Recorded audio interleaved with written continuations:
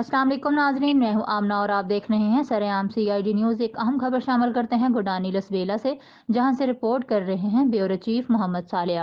तहसील गुडानी की आबादी का 80% ज़रिए माश माहीगीरी पर मुनहसर है। दूसरी जानिब एशिया की तीसरी शिप इंडस्ट्री भी गुडानी में वाक़या है, जिसमें रोज़गार के हवाले से बात की जाए तो मकामी आबादी आटे में नमक के बराबर होगी।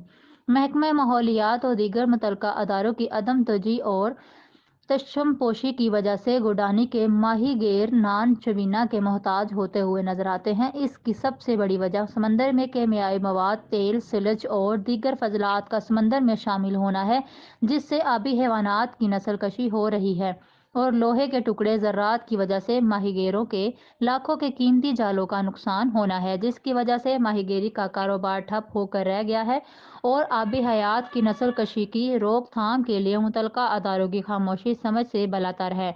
अब ज़रूरत इस अमर की है। मुतल्लिका अदारों की खामोशी सवालिया निशान बनती जा रही है, जिसका ज़राए ने इंकशाफ भी किया है कि माहौलियात के कुछ ऑफिसर महकमा की आड़ में कारोबार का बाजार गर्म किए हुए हैं। एक तरफ गुजानट और दूसरी जानिब शिप इंडस्ट्री। गरीब माहीगीरों का कोई परेशान हल नहीं।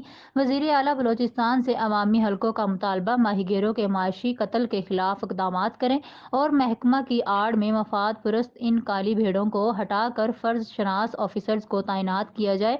बसूरत दीगर हर घर से मौलाना हिदायतुल रहमान निकलेगा।